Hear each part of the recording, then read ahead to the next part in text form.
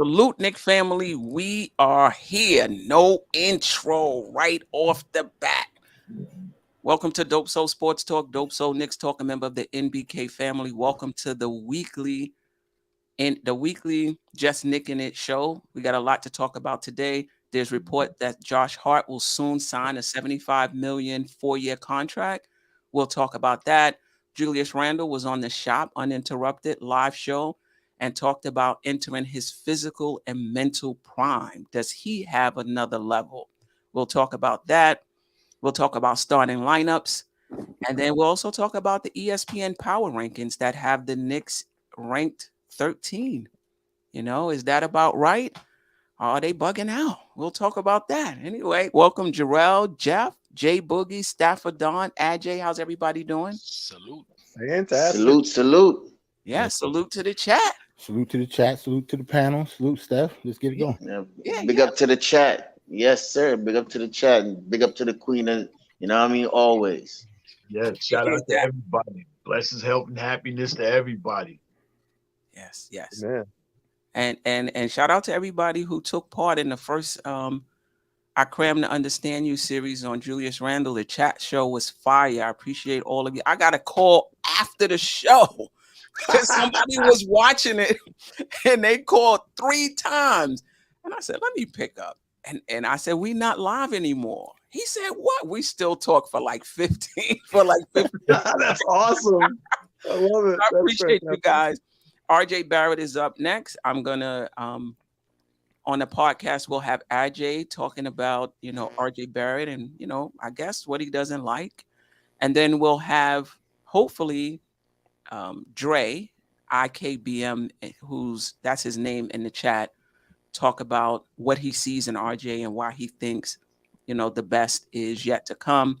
Then obviously in my newsletter, I'll give my takes. And then we're back next Tuesday for the next call-in show on RJ Barrett. Does he have another level? We'll talk about that. I think that's better than is he a bust, right? I mean, that's for shock value, but right. We try to keep it copacetic here. So I'll just ask, does RJ have another level? But anyway, let's get to Josh Hart. Reports are he's going to sign a 4-year, $75 million contract. Your thoughts on that? Your thoughts on, do you think that's too much for him? Do you think that's just right? We going around like we usually do? Yes, yeah. Jarrell, Jeff, Boogie, Stafford, and Ajay. And then Ajay, you'll go first the next time. I just feel like you ain't getting enough love. I haven't really heard from you a lot. Nah, it's all right. Well, yeah, I go first. Salute to the chat again. We're gonna talk about RJ Barrett now. Obviously, no, Josh Hart. Oh, I'm sorry, Josh Hart. Well, I guess maybe I kind of blocked that out of my mind because I kind of knew Josh Hart was like a Gerald. You getting Queen's condition? Yeah, I think that's what right.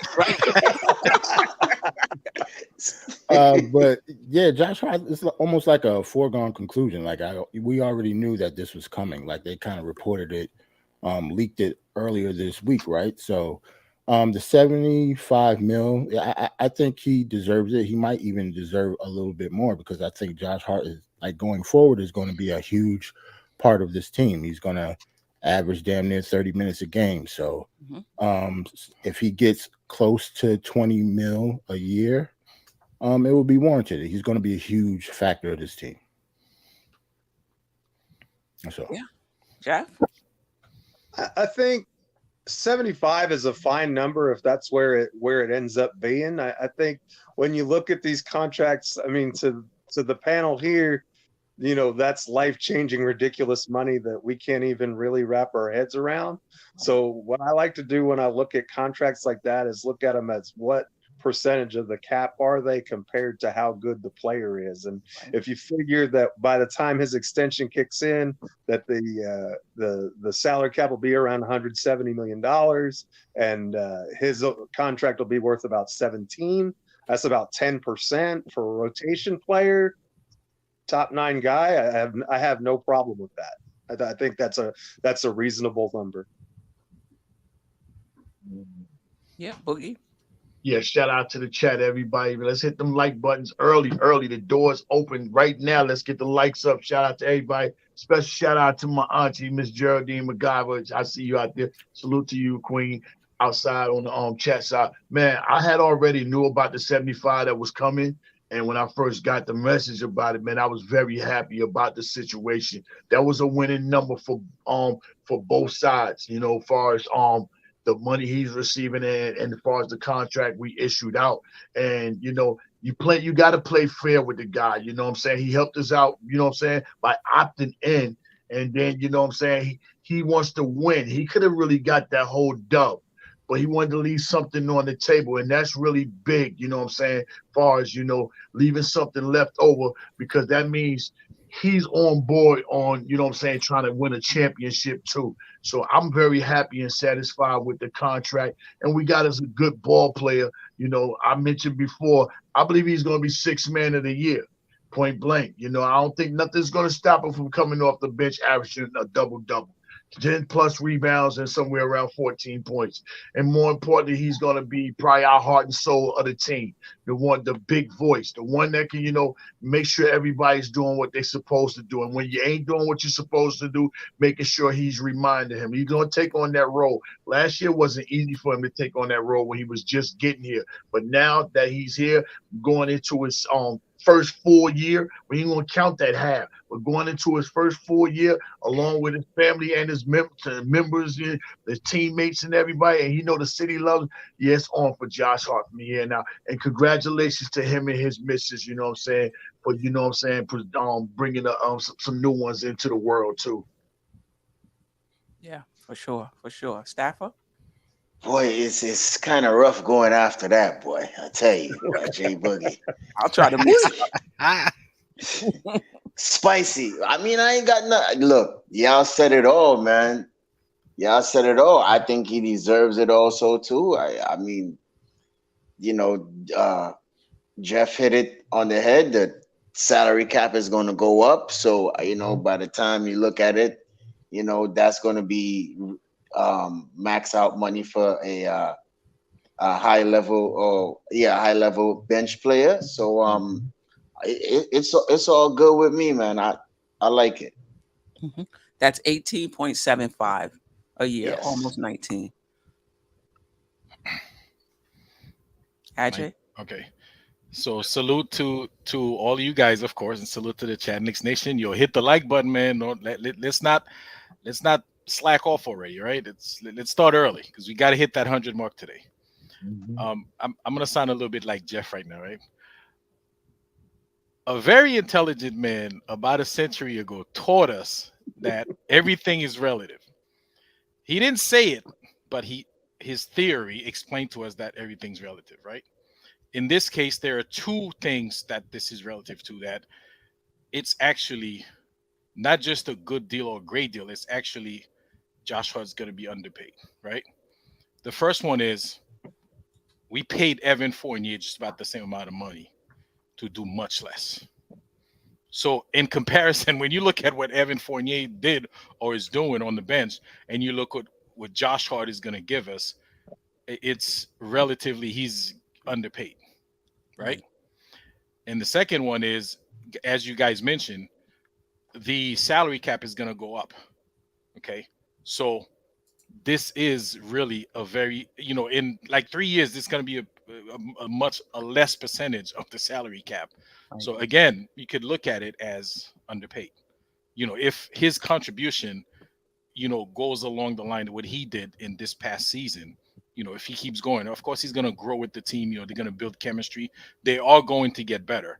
So he absolutely deserves this and then some. Does that contract set the bar for Quickly's extension?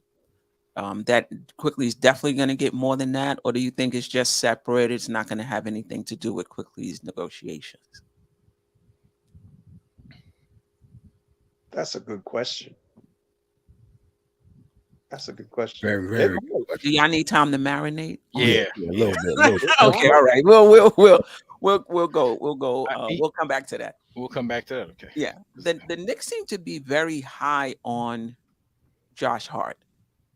You hear more about Josh Hart than you hear about Quickly. Do you share that? In other words, are you very high on Josh Hart as well? Ajay? Staffer, Boogie, go the other way? I don't think we. Well, I mean, listen, the team is very high on Josh Hart. Tom Thibodeau loves him, obviously. Uh, we the fans love him. We love him because he comes and he leaves it out on the floor. He plays his heart out every time he's on the floor. Yeah, listen, he doesn't. We don't get the result that we would like sometimes, but not for lack of effort, right? He always plays hard. Um, and I don't think we're not hearing about quickly because they prefer Josh Hart. They didn't get to Quick yet. That's all it is. They just didn't get to him yet, and I'm pretty sure they negotiate with him in the background, especially the Knicks. They're very secretive what they do in the front office. So you don't hear about Quickly, and then boom, all of a sudden you're gonna hear Quickly got a contract of whatever amount of money. So I don't think they're neglecting Quickly at all, and I don't think they're focusing more on Josh Hart because I just think they're doing what they're supposed to do. So we just don't hear about it. Right. So Staffer, are you? Go ahead. No, I'm sorry. that's the question. Are you high on Josh Hart? How I'm high are you on him? I guess I should. no, I'm definitely high on him. I I feel like that he is a big part of the second unit and also closing games down at the end. If you could remember, he had 15 rebounds against us. So he's going to rebound the ball, just like Ajay said. He's a hard worker. He plays hard. He got heart. What I mean, no pun intended. So I am definitely high on him. I don't think it's going to affect Quickly and anyhow. Those two are two different players. They both bring different aspects of the game and bring a different element to the Knicks team that which we need. And I'm sure, just like what Jay said, they probably negotiating in the background, because these things take time. It's not just because his contract is up, we must just go rush. Us fans just rush to go sign him or whatever. No, these things take time. We want to hear what the other side has to say, and they get together and talk about it. If not, they can't reach an agreement. He probably play out this season and probably get traded by the trading deadlines. But I don't think it's a neglect thing at all. I think the front office is very high on him. He won us. I think it's the first 9 games out of 11 that he started. Yeah, so he's a winner. So yeah, I got he's up there. Boogie, where would you rank? This is just a different variation of the same question. The players who are coming off the bench, that's Quickly, that's Hart, that's Hartenstein, and I'm missing DiVincenzo or Grimes. Who knows how that's going to go? Out of the non-starters, where does Hart rank? First, well, there's only 4 that's coming off the bench. Think he ranks first, second, third, fourth of the bench players? Where would you rank him?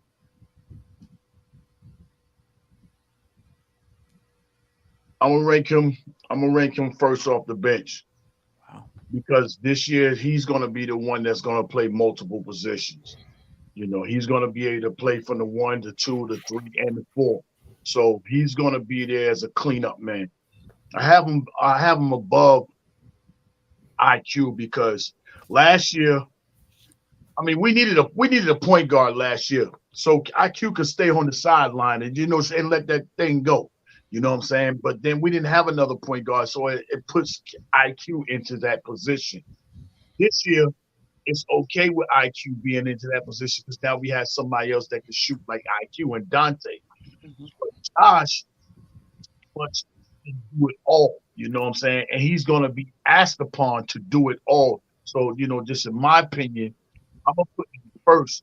You know what I'm saying? Not saying that he's the better ball player, but as far as the meaning of this team, I got to put him at number 1 because the multiple roles that he's going to play once he's on that floor. And more importantly, that role he's going to be playing while he's on that bench, making sure his players are ready. We get ready to go in the game, making sure he's keeping the starters that's on the floor, make sure he keeping them amped up and motivated, doing what they doing. So yeah, I'm very high up on Josh, and I don't think it has nothing to do with IQs, money. I just think that being that we have IQs right, they're just gonna put them through that playoff test. You know what I'm saying? And by any means, they're gonna match out with whatever it is that comes, but they're gonna put them through that playoff test because they already know what he was when he first got here, how he's changed, how he's elevated, how he switched his game, and he's a great kid. He's a student of the game, as we know for these years and years. But they're gonna make sure he got that playoff up to par because this is his second playoff. First one we gave him slack because he was a rookie with that, in the Atlanta thing. He was a rookie. Second round was a no-show. Only thing that saved him really, really was the injury. You know what I'm saying? So as far as what we saw, he got it better that playoff. But I don't think Josh has nothing to do with his money. They already got to figure out what they're gonna do. Let's ride through the season. Let's see what this playoff look like. Then we're gonna talk about that money. We ain't worry about nobody else what they giving you because we can match anything. Right. You bring up a good point in terms of the impact on that second unit. Ranking in terms of impact. I don't think I can disagree with that. Jeff? I actually think I would put IQ and then Hart. Mhm. But it's kind of hard because I really think they're different players. I really view there is a little bit of overlap, but I really view IQ as a 1/2 combo guard, Right. and really kind of view Josh Hart as a 3/4. If you want to say 2/3, okay, but if he's a shooting guard, he's a shooting guard that can't shoot. I think he does fine on the wing. So it's difficult to compare across positions, but I just love the versatility that Quickly gives us. I love the plus minus advanced stats that Quickly does, and but at the same time, there's no question that Hart, once he got here, I think we were on like a 58 win pace when Hart came to the team. So I mean, he had a vital role as well. And I think the most important thing for Hart is that he's going to be great for Anthony D, because then he doesn't have to worry about having Barrett at the 4 spot, because he was real concerned about that on Tuesday. Yeah, he was. Jarrell? Very, very high on Josh Hart. I'm going to go as far as say as I think that Josh Hart might win 6-man of the year next year.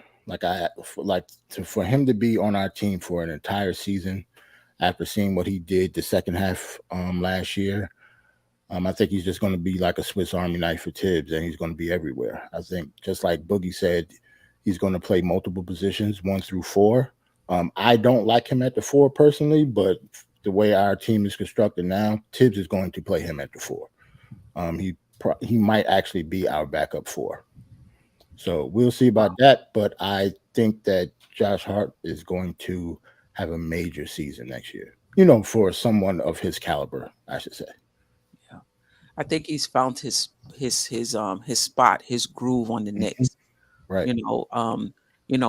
Fit means a lot in the NBA. And so a lot of times when you see a player not playing, doesn't mean that player is not talented. And then you see them pop on another team and you're like, oh, well, why they didn't pop before? They weren't ready. Sometimes it's the fit with the coach, the fit with the offense, what the other players that's there playing ahead of them. There's so many, reasons for that. And as an aside, I was listening to NBA radio and they was interviewing Darvin Ham, the coach of the Lakers. And he said, Cam is going to have a big role over there. So Cam might pop in LA, but he might be a better fit in LA. I think the Knicks is a perfect fit for Josh Hart. And I think Tom Thibodeau is perfect for Josh Hart because if you had to put up a picture of a Tom Thibodeau type player, it would be Josh Hart, somebody that's just about making winning plays. The stats is going to be what they're going to be at the end of the game. but I'm not going in trying to rebound or trying to get this stat. I'm just going in just trying to give the team whatever they need to win on that particular night. And I agree. When he came to the Knicks, that at the trading deadline, I was like, my goodness, this guy. He would just fill up the box score. Right. And I'm expecting more of the same. So I agree with you, Jay Boogie. I think he's going to have a monster season. And, and he very well could be, sixth man of the year or in the running for it. So, and I always say on championship contending teams, you need the Josh Harts. You need those type of guys. And he can defend multiple positions. I don't know about defending the four, but hey, we shall see. We shall see. I guess how many minutes do you think he gets next season? Almost 30. Wow. I wouldn't argue with that. Yeah. I think it's going to be somewhere 25 to 30 range. I wouldn't be shocked at all. And one other thing that I thought of just now that as you were talking is that having DiVincenzo there along with Brunson and that familiarity with Hart, the three Villanova boys, I think that may help him increase his production as well because they have that chemistry and that familiarity and they'll be in the same system together and they'll have better surrounding players than they did at Villanova. And so they're gonna pick up where they left off from their college days in a way too. But I don't see a world where he plays less than 25 minutes a game. Sure. He might be right about that. And I think he's practicing that 3-point shot. I hope. Yeah. I just can't see him, working and I can hear Sim. Shout out to Simeon Russell, MBK. I hope he's working on that ball handling as well. But yeah, I would agree. I think they're gonna lean on him a lot. Do you think he'll close games? Of course. Of course. That's. You think we're gonna pay him $18.7 million for nothing? In my opinion, I think that's why I say he's a very high end level bench player. As Jay Boogie and Jeff said, either a solid rotation 9 or you want to call in the number 6 person coming off the bench. So that's what we're giving him that money for. So yeah, he's definitely gonna be important. Example, as soon as he came, he finished out the game. He closed out the game. I don't know what game it was. Right. But if anybody could remember, you could put it in the chat. But he closed that 11 games out of 9 that we won with him. So yeah, man. I'm already on record saying that he's gonna close. I just believe it's gonna be them Nova boys, and it's gonna be Julius and Hartenstein. Only way Hartenstein is not closing is if we're probably playing MB or playing against Lopez, something like that. But any other team in the East that ain't got no big like that for Mitch to be out there closing on that floor and in a tight game situation, hopefully Mitch should be able to knock down some free throws this year. But that's my 5 right there. I'm on record saying that's my closing 5. Them Nova boys, Julius and Hartenstein. Is that for the majority of the season, or that's my close? In certain games, is not going to be like that. That's my close. All 82. That's my closing squad. I think you can start on that now. Okay. You can make sure they get the chemistry and have it ready to go. You know what I'm saying? When that time comes, I believe in my heart that's what it's going to be. No problem. I actually agree with Boogie. That's my 5 also. And Josh, I'm on the fence with. Let me just say that I'm on the fence with that because knowing Tom Thibodeau, the flow of the game everybody's not going to be closing every game. He's going to have his favorite 5, and that might be the 5, but it's going to have a certain game that particular player is not doing that, and he's going to switch them out for either IQ or Grimes. So that can happen. Right. So I'm not gonna stick and say all 82. That's just me. Go ahead, Terrell. I was just gonna say, like what Steph asked about the minutes. I just want to go back and say that now that I think about it, because I know we're going to talk about RJ later. Depending on about him now, though. Well, I'm just going to say, just depending on how he plays, his minutes might go down, and Josh Hart's might even go up over 30. Because Josh Hart damn near played, or he might have been at 30 for us last year when he came. At least I think he was close to it. Already he was 30, and that was when he wasn't even familiar with the team. So depending on how RJ Barrett plays, he can play like 33, 34, depending. He can play starters minutes. He just might not. He just won't start. That's a good point, because as soon as Josh Hart came to the team, RJ's minutes went down, and his closing went down. Grimes' minutes went down too. But Right. you know what? Is Hart and RJ the same player? Same time? I mean, neither one of them are, really good shooters. Both of them really like to, go coast to coast when they get the rebound.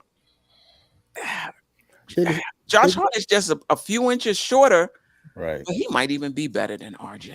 You know what it is they're the same type of player when you may think about when turning the skill set, but Josh Hart has a different battery though. Oh, Exactly. Because that battery makes him a completely different player, even though they have the same skill set. Yeah. And you might say it's the same skill set because they're not good 3-point shooters. because they're not. That's it. They're But not. one battery is not like the other. That's all. Right. But not just that. One's the Energizer rebound Bunny, also. the other one's the dead one. Right. Well, damn, dead. They put RJ in the freezer. You know what I'm saying? Right. And Josh is a better rebounder, Right. and his floor game is better. Yes. Now, in the playoffs, RJ Barrett's floor game took a step, just his recognition and what have you. Yeah. But yeah, it's gonna be interesting. Let me just check in with the chat. Shy Legacy, Josh Hart took RJ fourth quarter minutes and made it look like an easy decision for Tibbs. Yep. Knicks are nice. That's a lot of bread for a bench player. Keith Turner, we just give up big contracts to the wrong players. Keith Turner, you think 18 million. Josh Hart is the wrong player? I don't necessarily think that's a big contract. Well, and I don't another either. thing, the comment before that, bench player, but if the guy plays 33 minutes, does it matter whether he starts or come off the bench? I mean, you're getting a lot of production out of him. For 33 minutes, I think he's well worth it. Right. I think we need to keep the money in perspective too. The top of the line stars are making $50-60 million a year. So Right. if you're paying the Jaylen Browns and the Damian Lillards of this world 50 and 60 million, it's not an outrageous ask to have a quality rotation player making 17, 18, 19 million a year. It's just not. I think we kind of get out of sorts a little bit because we've got Randle and Brunson here on such value contracts. I mean, we have two max players who are making a lot less than max money, and so we think $17 million. Oh no, we're throwing this away. Well, that's just the price of doing business these days. I mean, and look at the contract. What Isaiah Stewart got? What, 4 for 64? Right. Right. No, This is- so. I'm sorry. Go Go ahead, Jeff. Finish. So I just think that if Isaiah Stewart's market value is 4 for 64, to get a player like Josh Hart, who was really good for us, for 4 for 75 is not an outrageous ask. Like I was just gonna say, didn't Bruce Brown just sign a deal? That I think he 22 made- something million dollars a year. Right. Like he almost had $25 million. Right. So I would put Josh Hart in that same Right. category. this is the only thing I'm thinking about. Not over the next 2 years, right? Because we still got Randle and Brunson on cheap contracts. His Josh Hart's contract is not going to start until next year. The only thing I'm a little concerned about, let's just say we have 2 max players on our team. Doesn't matter who they are. Each of them are getting 50 million. Mhm. That's 100. Mhm. Now you're trying to fill out the rest of your team with 80 million. Let's just say it's 180 million by that time. Now you're filling out the rest of your team with the 80 million, and you gave Josh Hart almost 20 of it. So that's the only thing I'm thinking about is once the Knicks get to the point where they have 2 max players, how much can you really pay those other guys? You know? Couple So of points. hmm? Couple of points on that. Yes. First of all, 180 million, if that's the cap, you're going to have probably at least another 20, 25 million. There's going to be wiggle room up to the apron, right? And so Seven. you're saying 80 million for the rest of the roster. It may be close to 100 million, or maybe even more than that. Go over going over the luxury tax, you're saying. Right, without it. And at that point, if you have your 2 max players, you may be willing to dip your toe into because I would think that once you have the 2 max players, you're all in championship window and everything else. So you're going to be more willing to spend into the luxury tax territory. That would be point one. And secondly, is since you are so close to the apron, the only way that you're going to be able to make transactions is to make salaries match. And in order to do that, you've got to have these contracts like this that are 17, 18, 20 million dollars that you can throw into a deal where you can aggregate players to go and get that big star, because you're not going to have the salary cap room to trade them directly into space. Right. But this is what I will say though. If I'm reading it correctly, when you make these trades, they're going to have to be 1 for 1. You're not going to be able to aggregate. You're not going to I be think able it's got to be dollar for dollar, not necessarily 1 for 1. I think it has to be 1 for 1. You're not going to be able to put multiple. Somebody in the chat, check that. You're not going to be able to put multiple. Now that depends on where you are at the where you are in the apron. If you're at the first apron, if you're at the second apron, but you're not going to be able to put players together. So somebody can check that. So Queen, I'm just looking at the chat, and I'm gonna ask the panel the question, and I don't want you to be a homer in a sense, right? So are you taking Austin Reeves and giving him 75, or are you giving Josh Hart 75 because Austin Reeves got 54? Who is the better player? I think Austin Reeves may have a higher ceiling, but for this particular team, Josh Hart is important to us, on this particular team. Unless you're saying you're bringing in Austin Reeves and you're moving off of Grimes, you're moving off of, it changes, it changes things. But the way this team is constructed, 1 for 1, Austin Reeves is a better player with a higher ceiling. I think so, Jarrell? I say he's a better scorer, but what else does he do better than Josh Hart other than score?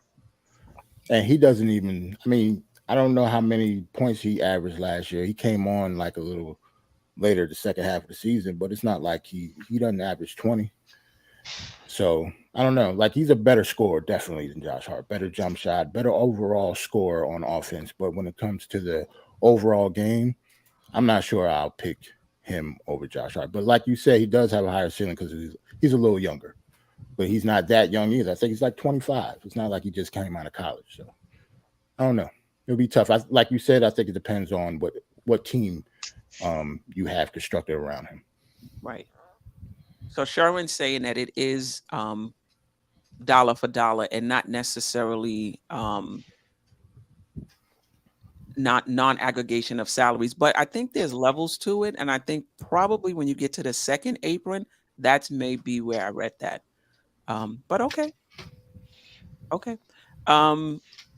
And my apologies if I misunderstood. I haven't read any of the new CBA. I've just kind of been going on with what the podcasts that I've watched and people that I've heard and read. So if I'm misunderstanding how it works, I apologize. But to my understanding, it's the dollar for dollar and not just player for player. Okay. And I'm wondering, the right now the first apron is 7 million above the luxury tax, and the second apron is 17.5 million above the luxury tax. But I think that's a percentage. I don't think it's always 7 and 17.5. I think it's a percentage of the luxury tax. So yeah, I mean, if the Knicks, have those max players and they feel comfortable, going into the luxury tax, that's fine. But for me, you just got to make sure you're giving max money to max players. Because once you get to that first apron, you limit how you can improve your team. Once you get to the second limit, you're pretty much locked into the team that you have. So I'm sure the Knicks know this. You just want to make sure that you're giving max money to max players. All right. Anything else on Josh Hart before we move on to Randle's interview on the Shop? Good. Let's go. Let me see. Oh, I just want to check in with the chat one more time. Old head, appreciate you. Josh is important, but 75 milli seems like an overplay. But salaries are going up. The cap probably going up too. It is. I think people are just, I don't know. There's always an overreaction when people get high salaries like that. I never understood why. Just like when Brunson was getting 100, we paying him $100 million. Yes, that's how much players are getting paid these days in 2023 in the NBA. Like it's not like before. Like they're getting paid. It's relative. I seen Williams making more money than starters that he was playing for, and the thing they was paying for him to come off that bench and score. That was his job. That's why he was getting paid. This guy is being paid because he can do everything, at any given time and moment. That's, you're paying him for his worth, and then later on, like the captain was saying, later on, once the money go up and everything like that, that contract is not going to look like how some people are looking at it right now. That's a real good contract, as far as 18 million, a little bit over 18 million. And then, like I said, you got to play fair with people that's helping you reach and get to the point where you want. He didn't have to opt in. He didn't have to say that money, you help that money so Dante can come over here, or you can have extra money doing all these two. He didn't have to do that. He could have been like, yo, no, I need my bread. You know what I'm saying? But he's playing fair because he likes it here. It seems like he wants to be here, and what better way to be amongst your college guys around that you won championships, guys that know you and you know those guys, he wants to be here and he's playing fair amongst the team in a way where a lot of people thinking like, yo, I need whatever money I can get. I need all of it, so he's not doing that. It's a fair contract. Jack, it's a very fair contract, and it means a lot. And I don't care about what Reeves and all that do. A lot of people look good if they got LeBron playing the point and they got AD out there. A lot of people can look good. You know what I'm saying? Take them guys off that team and tell me is Reeves gonna still look like he looked. So it is what it is, man. I'm ready to rock, man. I'm ready for the first game of the season, man. And you got to give him props. He don't make history. You ain't never seen a bench player, a bench player in the league make the FIBA Olympic teams. Never. Good point. Right. Good point. He's not a replacement. He's not a guy to go in there to practice against it. He's on the team from coming off the bench. Right. That says a lot. Yeah, in terms of how he's viewed around the league. And don't be About what I brought. surprised. They crying about 75 mil for Josh Hart. Don't be surprised if Quickly gets 100 mil.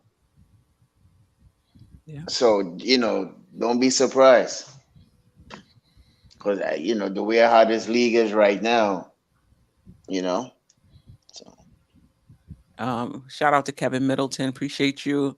Gerald B says he didn't deserve to be on the team. Listen, when they're building out these teams, they're not just looking for all scorers and who's the 12 best players in the league. They're looking for rim protectors. They're looking for defenders, who's going to be the scorers, who's going to be the all-around utility guy. They're building out a team. It's not just the 12 best players. Yeah, once somebody gets on the team, I would never say they don't deserve it. That ain't up to you. They ain't up to nobody. Somebody mentioned Bobby Portis is on the team. Right. Yes, he is. And at one time he was a six. What didn't he get paid when he was coming off the bench when they won that championship? Didn't he get a good chunk of money too? If I'm not recalling, He got more. I think we paid him $15 million a season. Well, look at that. So, I think people should stop crying about what we pay him and what he's worth. Right. JJ Hart isn't the defender we make him out to be. I think he is a good defender. I think there was times in the Miami series in which he didn't look good. But there's been times in the regular season, and if you look at that Cleveland series, he was locking people up. Josh Hart was all over the place in his first. Look up if somebody can pull up his stats in that Cleveland series. He was lights out for us. But yeah, in the Miami series, there were some games in which his defense wasn't that great. But listen, that Miami series, once he had those twins, I don't know. I just think that has something to do. I mean, no excuses, but I wonder how focused he was, because he really did look different in the Miami. But Miami made a lot of us look different. Right. And that's another good pickup by Don. That we picked up Dante. You could be a good defensive player, but if it's one player on your team that's on the floor with you that's a terrible defensive player, it can make everybody look like they can't play no D, especially when you're scrambling around. But pretty much we got 6 guards. From Jalen, the IQ, the Grimes, the Josh, who am I missing? RJ. I'm missing somebody else. I'm missing somebody. Grimes? Did you say Grimes? I said Grimes, Brunson, RJ, Dante, Josh, and Quickly. We got 6 guards, right? And I'm not gonna speak much of Deuce, but out of those 6, 4 of those guys, all 4 of those guys, not including RJ and not including Jalen Brunson, those other 4 guys, all 4 of those guys can and switch and recover on defense. So you can imagine if you got Josh Grimes, IQ, and Dante, a part of that small ball with a big out there, that's some good defense out there. Everybody can get in front of their man, and they can switch, and they can recover. We would have guys that couldn't switch or recover against Miami. That's why they was always getting that wide open 3rd pass or that 4th pass, because they were doing that by on purpose. Don't hit the first man. Don't hit the second man. Hit the 3rd and the 4th, because they're going to be lost. So, but I'm just saying that because, you could be a good defensive player, but if there's one guy that can't play no D, it can make everybody look like they can't play no D. Yeah. Because you see players too turn around and look at a player like, where you at? you were supposed to be there. You're supposed to be. That's just, come on. Yeah. Fournier was one of them. Yeah. Yeah. Yeah, yeah. Though I think people over he wasn't a great defensive player, but he wasn't a cone either. I just felt like he was out there hustling, similar to Brunson. Like just wasn't good at it. He just didn't have the lateral quickness Quickness. to but he was out there fighting over screens or whatever. It was just physical, physical limitations. Okay. I think we read the Yeah, same thing, Armani, right? he said, I don't know why everybody on the carts getting paid 75 million as a role player. We RJ Barrett is getting paid 140 million as a role player. Right. True. I don't think it's 140 though. I think it's like 107, 120 with incentives. But I hear what you're saying. I hear what you're saying. Yeah, man, you just gonna hurt me like that. Just remind me of that. Yeah, I told the queen the other night, 100 mil coming like $1 to the NBA right now. right. You know what I mean? That ain't nothing, man. Trust me, 100 mil ain't gonna be nothing soon. Yeah, for sure. All right, let's move on to Julius Randle. Julius Randle, The Shop Interrupted, which is a show. It was on HBO, but when I went to HBO, I only saw up to season 4, and I believe they're up to season 6. So I'm not sure if they moved off of HBO to another venue. If somebody in the chat knows, let me know. Let us know. But they're live now. So they did a live show in Brooklyn. They're gonna do one in Washington D.C. They're gonna do one in Atlanta. The one that they did in Brooklyn, Julius Randle was there. I think it was Busta Rhymes was there. Nah, Method Man and Method Man. Joey Badass. Right. Was there. And Randle had something to say. So let's just read his quote, what he said during the show. He said, "Me and my trainer were just talking about this. We were talking about prime years. And I feel like your prime is when your mental and physical kind of meet. And physically, I feel like this is going to be my best year. But mentally, I feel like I've taken a tremendous step because I've had to slow all the way down. I wasn't allowed to train." And I guess he's talking about the ankle Injury. injury and not being able to get right back into working. So, if you've listened to some excerpts, if you listen to the different articles have different excerpts from the show. I haven't been able to. I mean, it was a live show. I guess at some point it'll be available to watch the entire thing. And then you watch the Paul George interview that he did on the podcast P podcast. He's super he seems to me to be focused on getting better than he is right now. And he's beginning to understand the mental aspect of the game is super important. One of the things he talked about on podcast P was, obviously your regular season, you're at the top, you're at the top of the scouting reports, but in the playoffs it's even worse. Like you really have to be able to make those adjustments quicker. So he seems to understand that. And my experience with Julius Randle is whatever he puts his mind to, when he says, you know what, I need to work on this. This is an issue. He puts that work in, and then the next year you really see the difference. So if he's already identifying the mental aspect of the game, that's something that he's already getting better at and that it's important to get better at.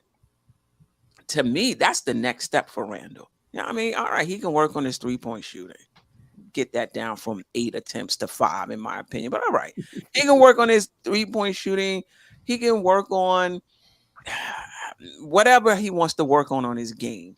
But to me, the next level for Julius Randle is mental, is basketball IQ, is decision making, is being able to read what the defenses are trying to do, particularly in the playoffs, where it's going to happen quick, and being able to make his adjustments. But anyway, any thoughts on that comment? And do you agree with him that he's in his prime and that he's primed, pun intended, to put both the physical and mental together for next season? I hope so.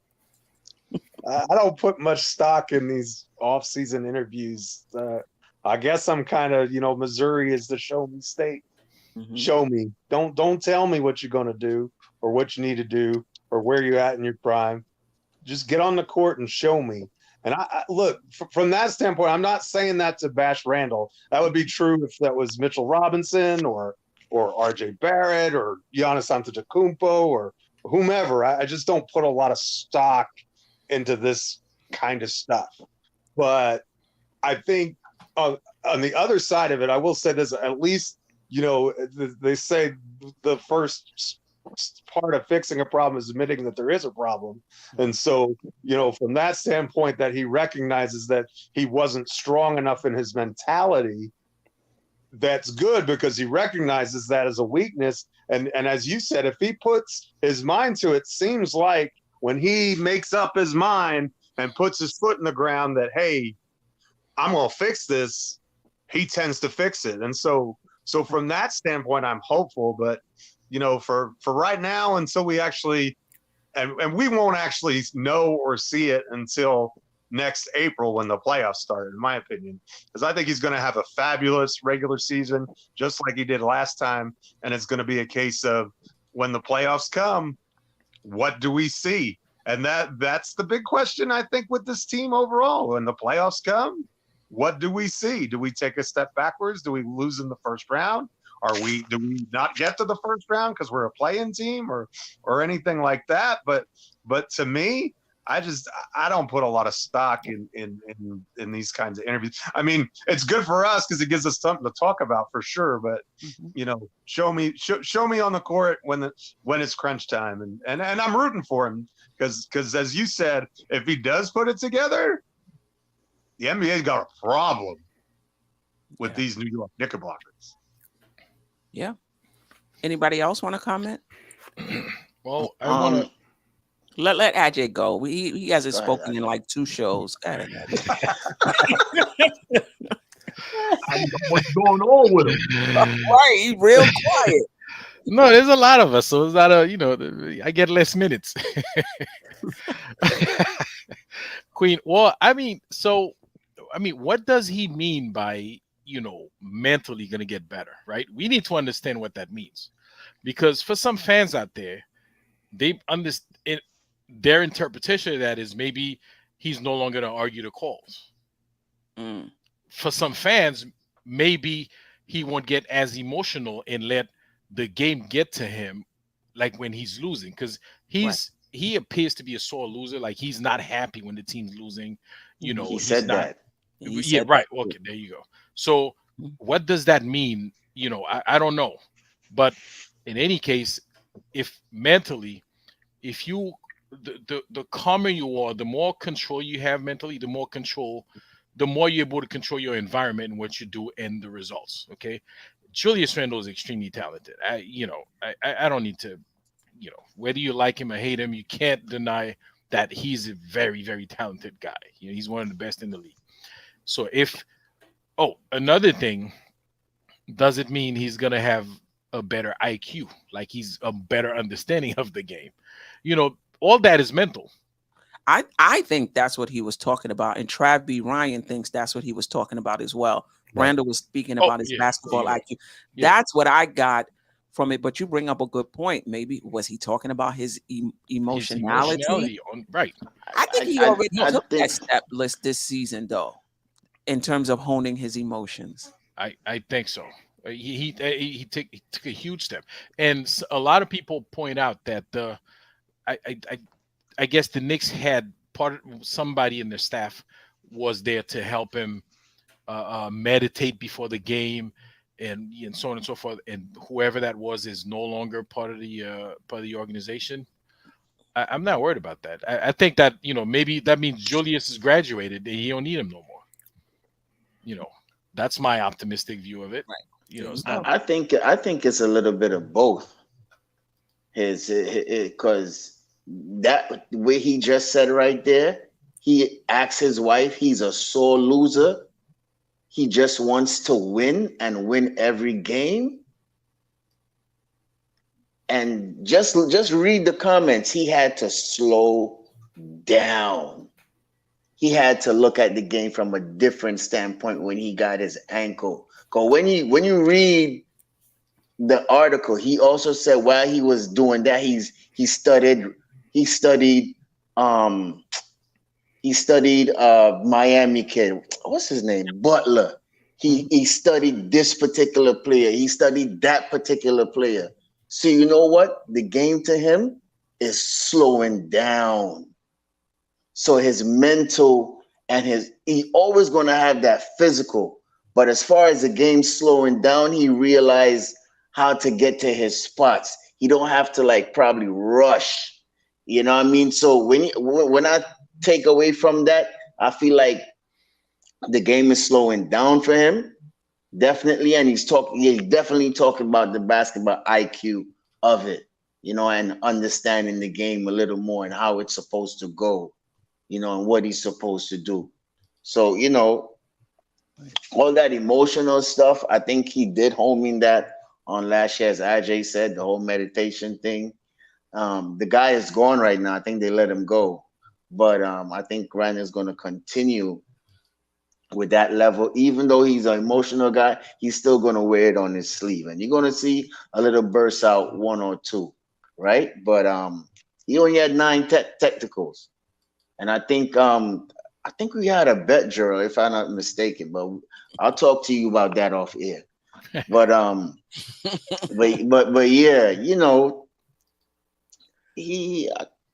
I think the game is slowing down for him, man, and he is studying the game more, and I look, I understand where Jeff was coming from. You have to show me, and I'm with that also too. But I believe once, as Queen said, he came, he had a down season and he came back. He's a determined guy and he wears it on his sleeve. So I think he, in his mind, mentally say he's going to have a good season. I believe him. I believe him. I believe him. I definitely do. This is another thing, and then I'll get to Boogie and whoever else didn't comment. He also said one of the biggest people that pushed me was my teammate Jalen, because I saw how he worked, and I'm a worker, and I saw how diligent he was and focused. So JB really pushed me. So I think you put that together with the podcast P interview. I really think he's beginning to understand if you're gonna make it to, you're gonna take that next step. Is more than just what you're doing on the court. It's the intelligence, it's the focus, it's the, it's a lot that goes into taking the next step for as far as a championship, is concerned. So maybe that's what he's talking about. I don't know if we'll ever know that 100% for sure. I want to add a little something before you go to somebody else. Stafford Dunn mentioned how Julius Randle, he had a down year, and then he came back and had a monster year, like even better than his best year that he had the year before. So I want to point out that how hard it was for him to do that. So not just the game and the skills in the basketball part. Let's not forget the fans turned on him. Right. So it's like a double hurdle you got to go over just to turn. It's like a triple turnaround you got to do to become better than you were, not just the season before, but then overcome the fans, like literally wanted to run you out of town. So I just want to point out how difficult that was for him to do. And he said the playoffs left a bad taste in his mouth. He know it wasn't good, and he himself said it. So he got something to prove, man. So Jay Boogie. Danielle, y'all don't give any other player this time to grow. Listen, if we had a player, if Grimes bust on the seam like Randle, and every year you saw major improvement, yeah, I'd be saying the same thing. Go ahead, Boogie. Yeah, I was just reading that comment as you was mentioning the comment. You know what I'm saying? Julius knows how to face his own battle. Julius know his own battles with himself. He know how to defend. He know how to deal with that during the all season. coming off that season 2 years ago, the thumbs up, and we was always completely against it. Julius knew he was wrong. He knew he was wrong. But what did he do? He faced the music. He was out there in summer league tournaments, playing and balling inside the gyms and the recs. All that was going on. And that shows a lot. That when you can go out there and face, okay, I know I was wrong, but I'm still here. I'm still y'all ball player. I'm gonna make it up. I spoke to Julius last year, and I think I was with MBK during that game. We all was at the game. Everybody after the with the shoot, I went in the family room. I went straight in there, and I talked to Julius, and I let him know, how people was. He told me personally, yo, tell everybody don't worry about it. I'm gonna ball out this year, and he balled out this year. Just unfortunately, we didn't have what we wanted in the playoffs, but still, it was a great season. But I look for Julius to turn all the way up more than anything else.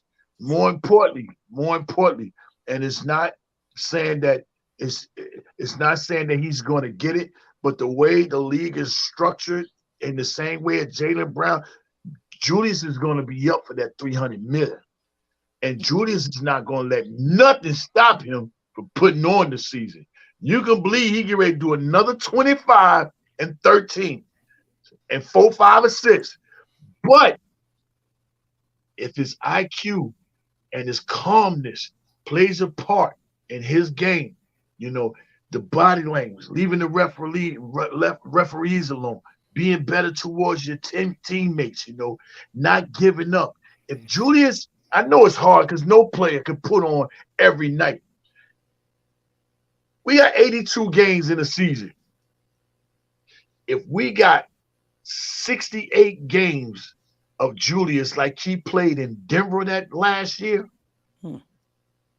and half of that Julius of that Denver rolls over into the playoffs, you're talking about a whole different monster out there on that floor. Totally different. But Julius has to deal with himself, you know what I'm saying, to open up his game and help carry us to where we need to go. Julius know what he need to do. And I think Julius is going to come back with another monster year. And I believe this year is going to be a different result long as he's healthy in the playoffs this year. Because ain't nothing he ain't faced already over here in this Eastern Conference. He's starting to be an elder over here. He's an elderly player over here that's multiple times been an all-star player, multiple times been an NBA player on an NBA best player team, twice. So I look for Julius to go ahead and turn up this year, and I'm rooting for him. I want him to see him good. If anybody's on this team, I'm not rooting against you. I'm not one of them guys I want him out of here and all that. If he's on this team, I got to root for him because I love what's on the front of that chest. Too many people be looking at the name being spelled on the back. If you put the jersey on backwards and the tag of the jersey was up here in the front, instead of being in the back, it'll say New York back there. You wouldn't have no player to be talking about. But we put too much emphasis on too many players. It's not enough love for who the team is. We love the team a little bit more. We'll wipe out some of that extra stuff that we be bringing amongst these players and everything, man. So if you're on this team, I'm appreciate and love you. You know what I'm saying? Until you do wrong inside a new season. Last year's over with. And trust, it hurt that man. He can't practice. He can't do nothing right now. That's why I mentioned it. But last year, he was in summer league right here in the city, balling, facing the music. You ain't nothing. You ain't nothing. Blah, blah, blah. The other dude, you don't even hear nothing about that dude that had that one shining moment. He reached for the star, had that summer league game against Julius. He was on the podcast, and you don't even hear nothing else about him. You know what I mean? And people was throwing it on. Yo, he better than Julius. He could take Julius' place. Man, stop. Right.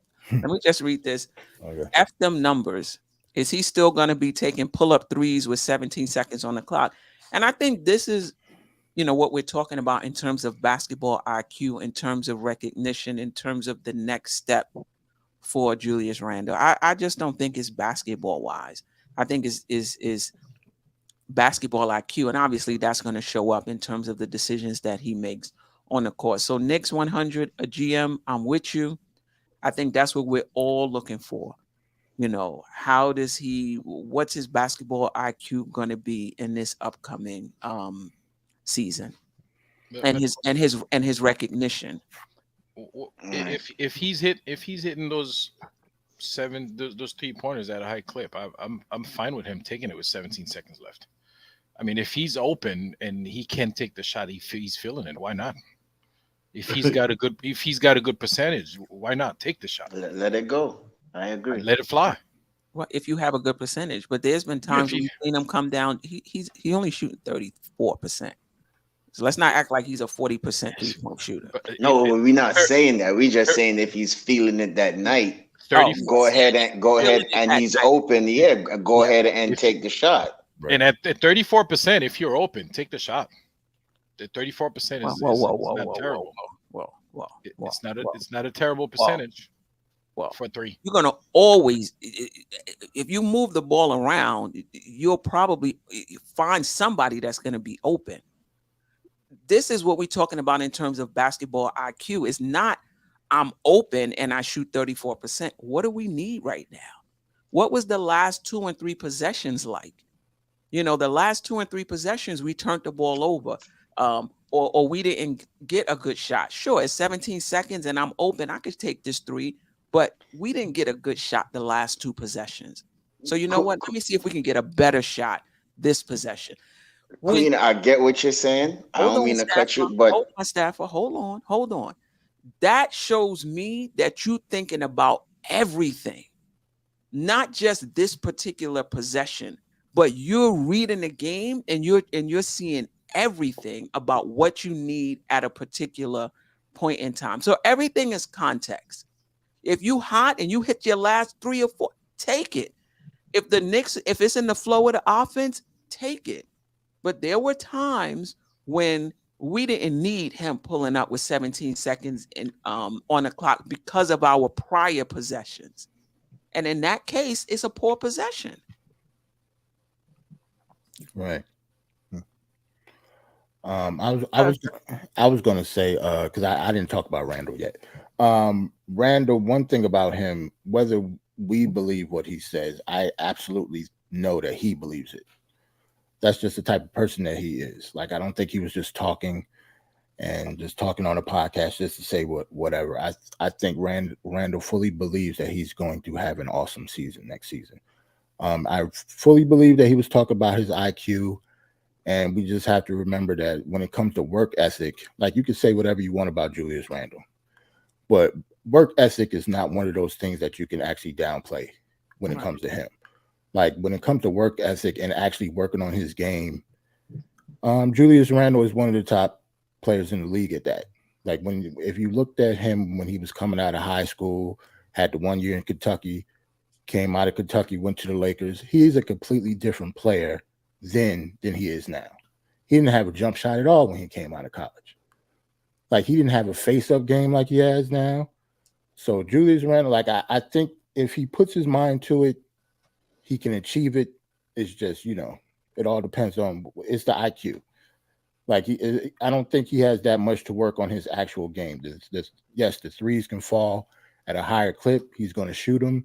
I actually think he's going to shoot better next year just because of the work ethic, but it's all about IQ with him going forward.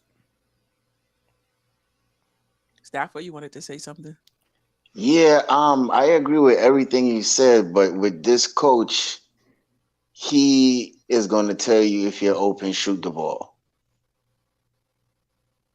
So trust me, I get what you're saying, Queen. All great points, but knowing Tom Thibodeau, he gonna tell you take the shot. But he also says move the ball. Yeah, well, I mean, it all depends. It all depends on the position and because if I'm coming down with the ball and I'm about to pull up for a 3-point, but I see my big underneath the basket for an easy shot. Now that's telling you IQ wise a better shot, pass the ball to to Mitch. But if nobody is open and I have a shot and it's 17 seconds, I'm not arguing. don't- I mean, there's times when that's warranted. I'm just saying there were times when it wasn't no, warranted. I get you. That's why I didn't really want to, Yeah. get too much into it because it's a gray area. Tip says, read the game. The game tells you what to do. If the Right, game tells you right, take that three, you take it. Right, exactly. So But sometimes, but that's my it all point. depends. It all So depends. It all That's my depends. point. Sometimes the game is not saying that, and you still take Right. it. It all depends. It all depends. Sometimes the game is Everybody tells saying you No, that. because there can be a the better game pass. tell you I to take understand that. what Queen's saying. Yeah. Maybe Juju, maybe he misunderstood. He thought the game was telling him take the three, but that's not what the game was saying. Right. But Coach, I that's misunderstood. that's been part of the criticism that some fans have had with Tom Thibodeau's read and react offense. You run in a read and react offense with players who may not have that basketball IQ to run that type of read and react offense. Maybe you need more set plays. We'll see. Anything else on Julius Randle? I mean, for me, I don't really, and I've said this before, and Trav B. Ryan, and welcome back, Trav. I didn't know if he was coming back after the Tuesday show. I've said this, I've said this before. I don't really care what Randle or even Brunson does in the regular season, like in terms of accolades. Right. You know, if they become all stars, if they become all like, I see why. Okay, all right. I see why you say that, because you mean like, at least the way you say that, I'm taking it as like the evaluation period for that is over. Yeah, like you already know what he can do when it comes to that. We on to something different right now. Like, Exactly. Yeah, so I'm definitely looking for their skill sets. I'm definitely looking to see if Brunson's defense improves. I'm looking to see if Randle's IQ gets better. I'm looking for those things. But in terms of the accolades, that's so subjective, particularly the All-Star game. Like, I'm focused on the playoffs. Like, to me, that's where I'm really gonna get to see who Brunson is again, who Randle is again. That's just, that's just me.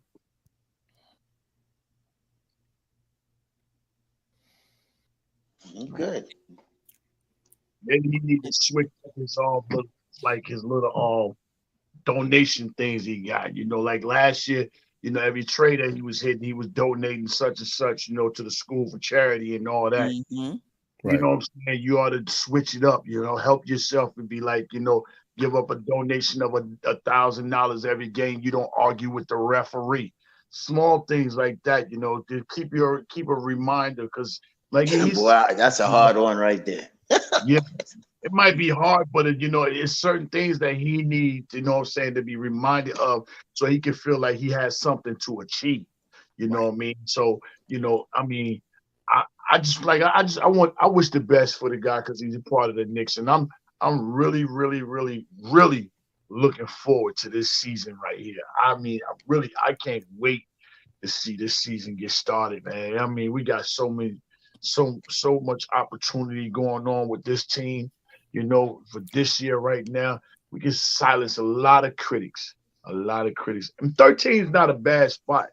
When we still y'all was talking about the 13, you gotta leave. That's what we're gonna talk about next. The power ratings, ranking. Yeah, that we're gonna talk about that next. Anybody else have anything else to say about Randle? And listen, for the charities, stop doing per 3-point shot. Like, do it per rebound. Do $500 per rebound or something. That might be why he was so many. $500 per rebound, that's a lot of money, man. Or 300. Maybe that's why he was up so many threes. He's trying to build another wing on the high school. Boy, he led the league in the first quarter threes. Right, Led the right, league. right. Holding that thing. He coming out there, Teddy Pendergrass, led it. They were like, they need some new windows in there. I was up at that. Some new windows looked a little drafty. Let me try to get these 3 threes out the way. Let them fly. Let them Yeah, fly. y'all see this shot clock is 19 minutes. I'm giving shoot. Let it fly. But that's just to tell you how, as somebody said in the chat, that how the league has changed. It's evolutionized, and you got to put Steph Curry, a person like that who elevated the 3-point line. So that's just how the league is too. Knicks are nice. We was moving on. That playoff narrative is bogus. Randle played. He shot like 30% from the field and like 20%. Like, come on. Yeah, he was bad, man. He was bad, and that's my guy. He was bad. And listen, the injury, had a lot to do with it. Yeah. All right. This question I don't think we asked. Did we ask this? What would improvement look like from Randle? I know for me, I said it would be IQ, right? Yeah, definitely IQ. Okay. Definitely All right. IQ. All right, let's move on to the power rankings. The ESPN power rankings have the Knicks ranked 13. So I'm going to read the teams ahead of the Knicks. Denver, Milwaukee, Boston, Phoenix. Let me put the number. Number 1 was Denver. Number 2, Milwaukee.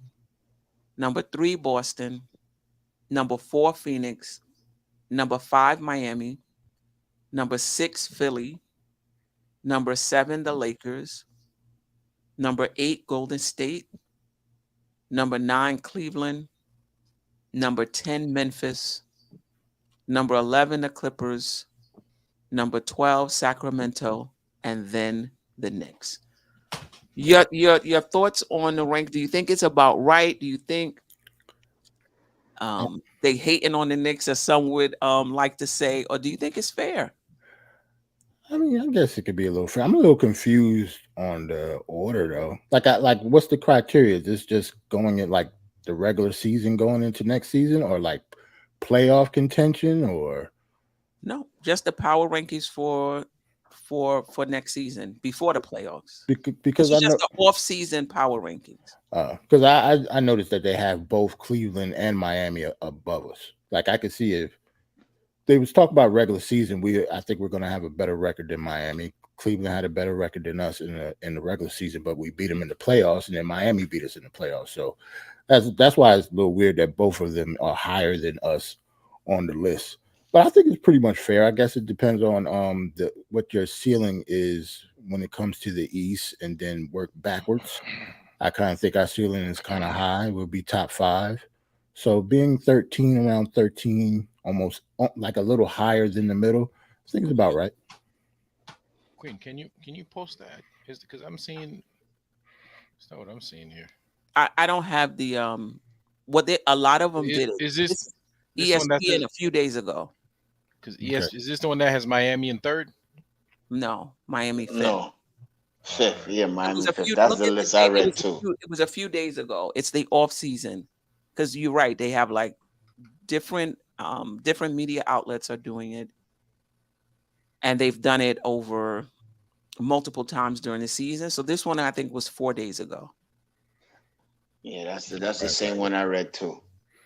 I don't think they're doing anything as far as like just what they really by far as really like the play. I think they're just going off the strength of the paper. And if they're doing that, they're totally wrong. Reason why I say the strength of the paper, because it's hard to even put the Clippers there where they're at, because they had so many injuries. So they probably just looking at the names that's on the papers and putting them where they think. But I know the Lakers got a terrible deal with that right there. Let me just go there, And I know we Knicks, but the Lakers is better than a lot of that up there. And they don't made the right moves. And they, even though they got swept by Denver, all those games was close. So they don't have a clue. But far as 13 with us, I deal with that because I don't want too much looking out for us anyway. I wanted you to keep it like you've been doing this. Keep, you know what I'm saying, dumping on us. Keep, you know what I'm saying, keeping us out of the way. You don't like us anyway. So, that helps motivates everybody. We know y'all shit on us all year round. We know that. We cool with that. This is New York. We used to going against the world. We used to that. But the Knicks they're gonna have their own say so about it this year. We're gonna have a chance to prove a lot of these doubters wrong all over again. I don't want it easy. I want it rough, rugged, and raw. That's what I wanted. But that's gonna give them something to fight. Again, I keep saying I'm so happy for this in-game tournament because now you got to play every game. And all them players that they be all these big teams they got and want to sit on the side. You can't do that now. It's a different ball game. But do you think that the playing? I mean, it's not like it impacts your seating. It's not like you're gonna get like home court. Like I just feel like it's just a in-game tournament. I'm not. What the point I'm trying to make is how many teams are gonna change what they're doing to win the in-season tournament. Because it doesn't impact your standing. It doesn't impact home court advantage. I think you get some extra money, and that may be, good for guys who are not making a lot of money on the team. But is that going to motivate high-paying guys and stars on the team, you think? I believe anytime you're the first to be able to do anything, that's going to motivate you. Like for instance, that Kobe Bryant trophy, them guys wanted that trophy. To be able to say I'm the first one to get. I think Steph got that trophy. Being able to say you're the first one to ever do something, you know what I'm saying, and your name is on something, or your team is on something, you know what I'm saying, in a city they ain't even got a team or nothing like that, that's gonna say a lot. And it is gonna say a lot for somebody that's good that can win that. Oh, now let's go get that other thing. Let's go get that too. You know what I mean? Certain things motivate ball players, and a lot of ball players look for certain things to get motivated by. I think this is going to motivate everybody in a certain way. That's just me, my opinion. Right. But I just think this in-game tournament, you gonna have to prove something, And then they're going up with look at Jason Tatum. He already letting you know, man. The guys are sitting out all these games, and people paying all this money in there. They don't want guys sitting out for nothing no more. They don't want that. You're not going to mess with this NBA money. Mess with your money, your endorsement, and your team money. Do not mess with this NBA money. They're not having that. Right.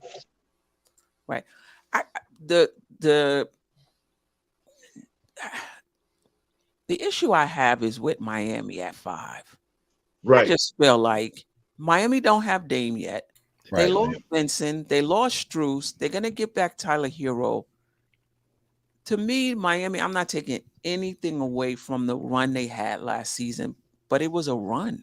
Right. I don't see them as a championship contending team. I just see them as a team that got hot in the playoffs. Their shooting turned around, and they got timely shots, and guys really up their level of play, like Strus and Vincent really up their level of play.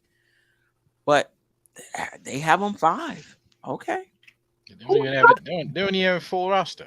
Right. That's why I say I didn't really get the criteria of it. Right. It was a little bit. Gets rid of their star backcourt. They couldn't afford that, though. They couldn't afford them. Yeah, they couldn't afford them. You want to break your neck. You want to break your neck to go get this Dame money. That contract ain't light. That's why they didn't afford it. They saw Dame. They see pulling up from half court. That's what they want. Right. That's why I'm. Go ahead, Steph. I'm just saying, Queen. I'm all the way with you with the Miami, and I'm adding Cleveland in that mix too. Yeah, they have both of them. You know what I mean? Both of those teams shouldn't have never been. I'm not happy with that ranking. You understand? Hell no. I'm not wrong. Oh, it's fair. No. It's spot on. No. We should have been at least 9. I'll go with even 10. But to have those teams, just as Queen said, they lost Shrews, they lost Vincent. You know what I mean? Even though Cleveland added Shrews and Niang, I don't feel like they still better than us. You know, Philly is still a question mark. We don't know if Harden is going to be there. We don't know how that team is going to look like. Are you going to see Maxey and Embiid on a nightly basis if you're a Philly fan? Well, I think they did it with Harden, the team as it is right You now. know, I mean, yeah, yes, he's still on the team. You know, I get it. You know what I mean? But I just feel like certain teams shouldn't have been ahead of us. I would have liked it between probably 8 and 10, but I'll leave it at 10 for now. But let me ask you though, and I'll ask the panel: do you not, if Harden is not traded and he stays on Philadelphia, do you not think Philadelphia will finish ahead of the Knicks in the Eastern Conference standings? No.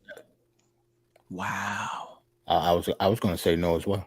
Wow. You know, Wow. I'm gonna say I'm rolling with that too. So You think the Knicks are going to finish ahead of Philadelphia? Wow. Okay. yeah. Yeah, we Okay. didn't have Nick our What Nurse, advantage is yeah, Harden Nick going to be Nurse, if he yeah. doesn't get dealt like he wants to be?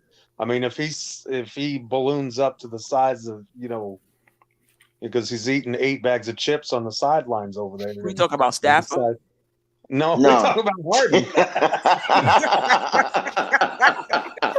Queen, boy, I tell you. Man, yeah, Steph, we didn't have our ceiling show yet, so watch out. Right. All right. I still put Philly ahead of us, but I hear you guys. I mean, wow. Okay. All right. He All right. turned Yeah, against yeah, them. yeah, man. So that list is shaky to me, man. You Well, know let what me I ask you mean? another question, because Freezy had the Knicks ahead of Milwaukee in the Oh Eastern Conference wow. standings. Wow. I think he cited that Middleton is older, Mm-hmm. Drew Holiday is older. But what do you guys think? Do you guys have the Knicks finishing ahead of Milwaukee? See, now we really leaking into the ceiling. Yeah, we are, right? Yeah, look, Wouldn't be shocked, to be honest. they still got that boy over there, man. Once they got Giannis and they still got Lopez, they still got the core four over there. Let's not go. The only person I think like they let go was the boy Carter. Because Yeah. I think he's over there in Chicago or something like that, if I'm not mistaken. Hmm. So I mean they ain't lose nothing. You know what I mean? They still the number one team to reckon with. So I'm not gonna be that ignorant to the fact that Milwaukee is still that guy. Man, I remember last year I said 6. Everybody thought I was bugging then, and we Yeah, ended up I being did. 5. You're right. You're right, So, bro.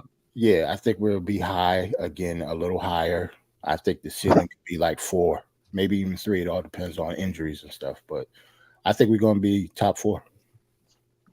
I think Milwaukee. Yeah, I go along. I go along with that with you too, Jarrell. But I think I do believe Milwaukee and Boston. You're gonna see them swinging hard. Yep. Mm-hmm. Neither one of those two teams want to play. In their mind frames, they don't want to play on the opposite team's floor in a game 7. So both them teams is gonna feel like, yo, we need to have the best record. So those two teams right there, I ain't even trying to, say we nowhere near them guys. But Right. Philly, Cleveland, all that there, we can get better than those guys. And I really feel like that we can be better than those guys and have a better record than those guys. Philly, they don't trust Jay. It's footage of him in the gym right now, working out with George and Westbrook. They rocking. Maybe we might need to, swindle Philly Aces. and go get James and then trade him over there to the Clippers before the deadline. But this is the thing: which James Harden is going to show up for the Philly if he's not traded? Exactly. because to your point, Jeff, if he's not happy, if he doesn't want to be there, Yep. you talking Junior's cheesecakes. You know what I mean? Like he just not. He's The one not that was in Houston. That's what you're going to do. The one that came to Houston be like, nah. And they got a new coach too. Like Philly can be took. He did that in Houston. He did that in Brooklyn as well. Right. If he doesn't want to be there, you're not going to get his best. So even if he is there and he's not his best, you're right. Though I do think Maxey's going to take another step, but I don't know if it's going to be Harden step. Queen, can you pull up Knicks are nice list? If you see it in the chat. Okay, I see it. I think this is this the one? Boston. That's his staff? Yeah. Yeah, I'm taking the Pacers off there. Cleveland, we beat in the first round. We already just talked about Philly. Miami is not going to have a better regular season record than us, I don't think. Especially if they don't get Dame. Like, nah. Well, I don't even know who they're starting back. The Knicks are top 4 and could push for 3. Yeah, I can see that. You got the Pacers? Well, that OB effect, boy. That OB effect. That OB effect. The OB effect right out my mouth. I didn't even think about that. The OB effect. Okay. If you're a big OB fan, maybe you might think the Pacers is better than us. But I don't see it. I mean, even if the Pacers beat us, let's just say they're not playing us 82 games. They got to play other teams as well. All right. Yeah, that don't mean like we lose to Orlando sometimes. Like that doesn't matter. Head to head. Somebody say the Pacers gonna beat us up. Yeah, we'll see about that. Don't forget. I'm taking all bets. Every time Julius see Obi, you gonna punish him. I'm pretty accurate with my bets. If y'all forgot last Thursday, well, I won so much money. And one of my bets. Let me just jump off cue one time. One of my bets, right? It was $400 on that one bet. I'm gonna tell you how I got the bet. We bet $50 on the fight, right? No, we bet $100 on the fight, but we also bet on $50 on any knockdown. With 3 knockdowns, and then plus the daggone and plus the TKO. Oh my God! That was just one bet, but man, I ate last week. Yeah, Jada Kiss of boxing, Terrence Crawford, bet. Right. Yeah, Bud was a beast, man. Yeah, Philly got a new coach. Yep, that's true, Ron. Yeah, shout out to Ron, still Knicks fans. Don't forget, Philly has a new coach that may change the team around. Yep. Yo. I mean, even Milwaukee too, but I'm still not counting them out, even though they got a new coach. So you said you're not counting them out, or you? No, I'm not counting them out. I'm not counting them out. Right. I get it. Yeah. All right. The last thing we want to talk about, there was an article in, let me see if I got it right. This was a new, I didn't even seen them before. I wasn't familiar with them. Who is it? Fadeaway World. It's a website called Fadeaway World. Yeah, that's a new one. Yeah, and they did I heard about them. You heard about them? Okay. Yeah. They did a show on possible Knicks lineups. This is real early. These are the dog days of content creating, right? That's why ESPN is doing a power ranking in August. Right? Right. Exactly. Right. So this is what they had. Lineup number 1 is the regular lineup that we've been seeing. Lineup number 2 has Quickly instead of Grimes. Lineup number 3. What's that supposed to be? That's a fat chance that lineup. Yeah, like I don't get that. That's when I seen that too, yo. Follow the Knicks at all. Yeah, when I seen number 3, yo, I laugh. They wasted characters on when they typed that up. Right. So that's a 3-guard lineup with Josh Hart at the 4, or 4-guard lineup, and Randle at the 5. But even if you don't pick these lineups, who's your early bet to start for the Knicks? In the chat also, who's your early bet to start and why? I'll go first real quick. For me, it's the first one just because I don't believe Tibbs is going to change anything unless IQ has some type of monster training camp before the season start and just overtake Grimes. I don't see him starting over Grimes just because they're both very good defenders, and IQ actually might be a better defender than Grimes, but just the size. Like Grimes will be better against two guards for the most part on defense. So I don't think Tibbs is going to change that unless IQ really has to, be killing in training camp before the season starts. Yeah, I honestly think that it's going to be the first group. I think at least for the first 15 or 20 games, and then if for some reason it's not working, kind of like they did last year, he's going to roll with it and see how it goes, and then go from there. But I think he's going to. I don't even think training camp is real. I think he's got his lineup that he trusts from last year. He's got that continuity. I think he's going to stay with that until he's given a reason to go otherwise, which that's what the first 20 games are for. I think he'll see that. And again, starters doesn't really matter as much as who closes. And so I think you'll see Grimes start. I don't know that you'll see Grimes finish. In fact, I would kind of bet against Grimes finishing. I think Grimes will be in that starting lineup, and then you'll see either Quickly or Hart or maybe even DiVincenzo in the last few minutes. And same with Barrett. I mean, I don't think he was shy once Hart came aboard. If he didn't feel like RJ was playing well, he said, "You can just sit right next to me, and we're gonna roll out there with Hart and Quickly." And I think you could see that too. But I think he will. I think continuity matters to him, and so I think he'll start off the season with that same five.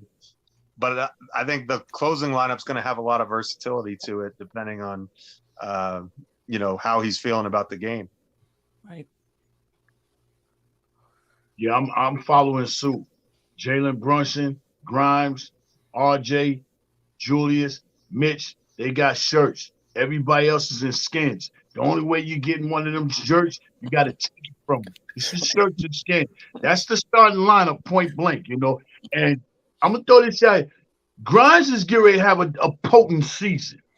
Oh, God, I hope you're right. Yeah, you see him. He's working out with JJ Redick. JJ got him up under the wing. He's working out. He in the gym with JJ. And don't miss this opportunity for him to go and practice on his game. Notice I'm saying practice on his game. I ain't saying practice against FIBA. Practicing on his game at full speed is going to play dividend role to what he's working on and what he can bring back to this team, as far as that action right there. Because, anytime you're just playing against your man and all that, you're not in full speed, and they pretty much know the moves you want to work on and everything. Those guys don't know what you're working on and what you need to develop and none of that. They don't know none of that. So I think Grimes is going to have a real up-and-coming season this year.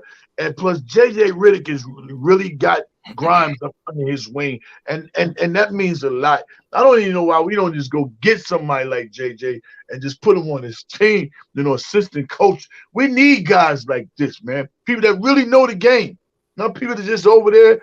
You don't even know if they going out there with the cheerleaders and the other guys, and they're gonna shoot shirts up in the ceilings, or they're gonna do backflips or what, man. I need people to know this game, man, on that sideline, man. Besides just Tom and Brunson's daddy and Don't forget. I ain't gonna talk about the bubble gum. I ain't gonna talk about the chew. He might do Tic Tac this year. He might not eat chew gum. I got on so much about that. Every week, J Boog made me remember about Othello Harrington. That's right. Every week, man. Yeah, I'm rolling with one, man. I think I said it last week. Tom Thibodeau is going to roll with his starting five from last year, and I think I don't know if I said it while we got offline, but a new stat. Shout out to Knicks Daily. I got that from him. That we are leading the league in returnees in minutes. me and say we have the most continuity out of the Right. 30 teams in the NBA. So we have the same starting five going in with continuity and knowing how to play in minutes. All those guys have played, starting minutes to that five together. So if Tom Thibodeau is to go with any change, and in my opinion, Keith Turner gonna love this. If there's to be any change, because I think Grimes is going to be pushed by Giovinco, and that's probably the only. So I still give it to Grimes. You know what I mean? 70-30, but that's one of the matchups I'm looking forward to hearing about in training camp, that particular lineup. But I'm still going with one. But if anything after those 20 games and Grimes is not up to it, I see Dante probably taking that spot. But I'm rolling with one. I think I would. Depends on which Grimes we're getting. If we're getting the Grimes from last year that's not handling the ball, my preference would be to have DiVincenzo at the 2. And Keith Turner said this earlier in the chat. I just want somebody next to Brunson who's going to help him handle the ball and help him bring the ball up the court. So it's not him bringing the ball up every single time. Now, if Grimes is expanding his role, I don't know if it's Grimes' comfortability. I don't know if it's the coaching staff not trusting him, whatever it is. If Grimes is handling the ball and it's a 1-2 punch and, Brunson is bringing it up, Grimes is bringing it up, then I'm okay with Grimes starting. But whoever starts next to Brunson got to be able to handle the ball. I just think we just can't have just Brunson out there with RJ or Randle, the power forward, has to come help bring the ball up. That's the only thing I wish. Yeah, that's why I got an asterisk on that particular spot right there. That's I love how you explain it like that. Yeah, keep RJ and Grimes simply aren't good ball handlers, and hopefully they'll get better. Grimes played point guard. I mean, you got to be. I can't imagine that he can't handle the ball. Some of it may have been confidence as well, because I definitely noticed in that Miami series he picked the ball up early. Mm-hmm. He picked the ball up early a few times, so maybe it could just be more confidence. But yeah, anybody else did everybody talk in terms of who they want their starting lineups to be? I didn't. But I think you are right, AJ. Yeah, AJ sleep. No, I'm like, guys. I mean, come on, man. Come on. Wait, I'm the one who sent you that thing, that's because I wanted. Yes, he did send it to me. Thank you. Yes, he did. Yeah. Right? Yes, he's helping me with the content. And my starting lineup with this is, and it's gonna be the lineup number 1, which is what everybody think it's gonna be. So that third lineup is, I don't know what team we're gonna be playing with them little guys, but we're gonna get killed. All right, but everybody talking about like, Julius Randle's gonna play better. I think everybody on that start, Quinn Grimes gonna have a great year. He's gonna, everybody's gonna improve. I agree. I think so, but I have this one guy that's suspect in that, and you know who it is. RJ Barrett. Listen, I'm worried about RJ Barrett. Corey Lee, calm down. I know your heart just skipped the beat right now. I gotta push back. So, AJ, I don't want to cut you off, AJ, but are you insinuating that RJ might not start? Because we talking about starting 5. You saying that you benching RJ? Oh, I think just at the beginning of the season he's gonna start, but anyhow he slips. You got to remember now, Tom Thibodeau's he's got his guys on the team. If somebody's not working, like, he's not going to waste time. He's just going to pluck him right out and put somebody else in. Probably either DiVincenzo or Josh Hart. I mean, there is a size problem with that, but Tom Thibodeau, I don't think he cares much. He's going to put the guys that he trusts, that he's comfortable with. If that means RJ Barrett's going to come off the bench, he's going to do that. So RJ Barrett, he's really got to come on strong to start the season if he wants to keep that starting spot. That's what I think. Thing with RJ that he has going in his favor is, unless we want to start a small, the Knicks are small as it is. So I don't know who's going to challenge him for that starting spot unless the Knicks are going to roll out a three-guard lineup to start the game. RJ is known for slow starts, so I don't see it working out for him if that's the case. He's not going to have that long leash this year, I don't think. Not with the guys they would have on that team. Yeah, to AJ's point, like Josh Hart wasn't on the team in the beginning of the year when RJ was really struggling. So that could be a factor. You're right. Wow. So I mean, I see. I would say a lot. If he lost the starting spot, that's telling. That's yeah. But and if he does that's double. That's really bad for not just him but for the team, because now we're really stuck with him. He ain't going nowhere. I don't think so, yo. I think he might silently ask for a trade if that's the case. Well, that's nice. You can ask for a trade, but if nobody wants you, where you going? I That's mean, that's a very good question. I want to. I don't think nobody gonna want him. He probably just not gonna get the role in New York that he had.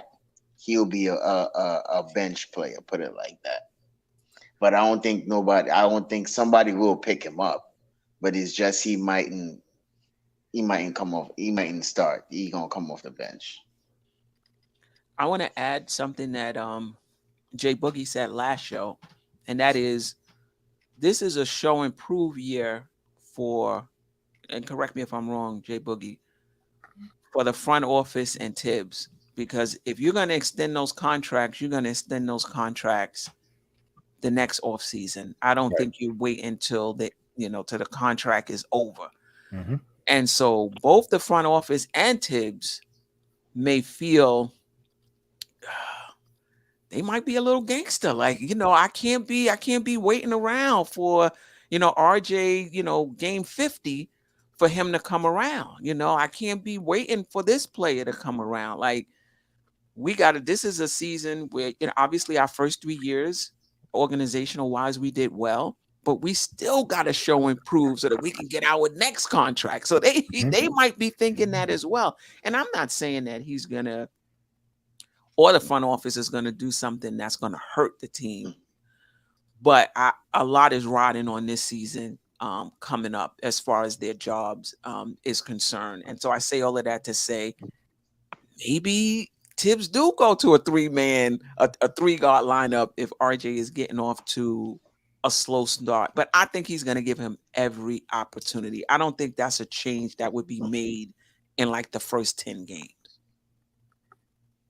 Corey Lee having a heart attack in the chat. It's not like they're gonna have a very, very, very, very, very, very, very long look at this little Olympic thing that's going on with RJ over there on that Canada team. A very long look, because they know he's the three over there. They know he's playing the three over there. They're gonna look and see what he got going on, what he can do, and if he puts on, that's great on both parts, because one if he puts on, that makes Canada be like, yo, bring baby boy home. And then if he puts on, then you want to ride that wave. It's no need for you to come back into the season and you don't ride that wave, RJ. But you have done it before. Last year, he started out in preseason cooking. How do you change from that quick? I remember that. Yep. To have a relapse as soon as the season starts, I know the government and everything said, it's legal in New York, but damn, you just relapsed that quick. Come on, man. Yeah. Honestly, I'm gonna help Corey out. RJ is one of the two guys that's not going to be here by the deadline. Oh, So let me go ahead and tell you that. He just had a Wow. seizure. Listen, Wow. Corey Lee is like, yo, you lucky I can't take no shots back. He ready to fire, boy. I'm telling you. It's good thing our community, our children not here tonight. Yes, Wee. they're gonna get rid of two guys, and they're not getting rid of them homies. Them homies is staying. They here for good. right. Let's try to balance it out. Dirty Dancer. If RJ reads the defense like he did in the playoffs and improves his shooting a little, we are cooking. And Mel Bester 9, just give him time. He's only 23. No, he didn't say that. Just give him time. He played well in the playoffs and worked on his mid-range shooting in the offseason. He got better and stronger muscles. Yeah. This is year 5 though coming up, and he's declined. He's declined every year since he's been here. I watched some of them off-season workouts. I think he should stop posting. I'm good on that. Dribble head, the hezzy he got going back to the right. That was disgusting. I'm good. Oh my God. I'm good. But maybe he wasn't at full speed. Maybe it was just half speed. Just trying to, sometimes you go half speed to just get the movement down. Maybe that's what it was. Was he instructing him Speed up. how to do it? Speed How up do the you do video. real half speed? Like, no, he was just slow. He look fast speed. Speed up the video, and he'll be. He needs to stop allowing them phones to be in his practices. Right. Stop posting. Don't allow them to come up in there. No phones in Jarrell, he exposing himself, right? The more you post, the more people are like, "Oh yeah, I don't know, like that. Can't wait to play the Knicks." His trainer, what's his name? Yeah, Drew Hanlon. Drew Hanlon, yeah. Robin RJ. Every year he bring out like a video, a lackluster video every offseason. He did it last year. Same thing. Well, next Mitch, week, if you're listening too, please don't no off-season videos, okay? Amen. No in the gym, no in the gym videos, no pickup, please. I can't deal with it. Oh, you're too late for that. I'm gonna send you some copies. Oh Lord. Yeah, oh my God. He tried to have one bounce, take the ball over your head, finger rolls and up. Man, what? Corey Lee called us the Gladys Knight and the 4 delusional pips. I like that. Well, Corey Lee, next Tuesday, we're gonna continue the I Cram to Understand You series, where there's no pushback from me. This is where the fans get an opportunity to talk about RJ Barrett. It's a call-in show. You can even hop on the panel. Next Tuesday between 8:39, we're gonna start. And then we're also going to do 2 podcasts. I got Ajay and then I got Dre from Blanche, usually on Blanche Tears, IKBM in the chat. I got an email out to him. He did say on the Freezy show that he would like to do it. So we're going to do that. Then we got the newsletter, and then we got the chat, the call-in show, Corey Lee. So next Tuesday, be in the chat, call into the show, hop on the panel, when we're talking about all things RJ Barrett. Let me guess. RJ is doing the bad RJ. Yeah. It's a surprise. I had a feeling so. It's a surprise. Don't tell him. Oh, God. I think we know what we're feeling, bro. I think we know. Yo, I can't wait to listen to that. For real. No, it's gonna be. It's not gonna be bashing it. It's gonna be good.